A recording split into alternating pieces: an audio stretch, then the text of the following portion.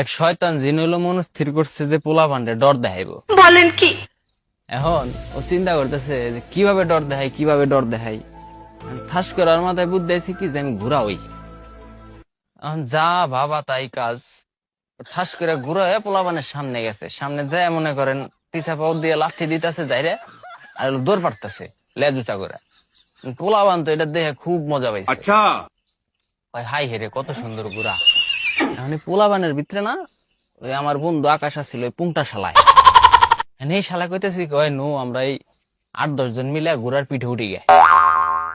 এখন ওর ভিতরে আরেকজন কইতেছে কয় আমরা এতজন মানুষ এই ঘোড়ার পিঠে এত ডিউটা পারুম না। কয় হ্যাঁ ওইটা পারুম, আমার কাছে বুদ্ধি আছে। मतलब वो अलग ही लेवल का बंदा था। এখন কয় কি বুদ্ধি?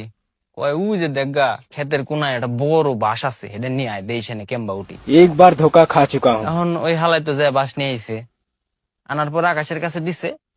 আকাশ করছে কি এই ঘোড়ার পিছে আস্তে আস্তে যায় ঠাস করে এই ঘোড়ার বাসান দিয়ে দিছে। বাসান দিয়ে দিয়ে হেরে গেছে ওই তাড়াতাড়ি ঘোড়ার পিঠে তোরা সবাই উঠে। এখন মনে করেন সব টিমিলা উঠছে, এটা তো মনে করেন ওই ঘোড়ার ওই কেশর ধরে টানতেছে আর কইছে এই যা যা যা।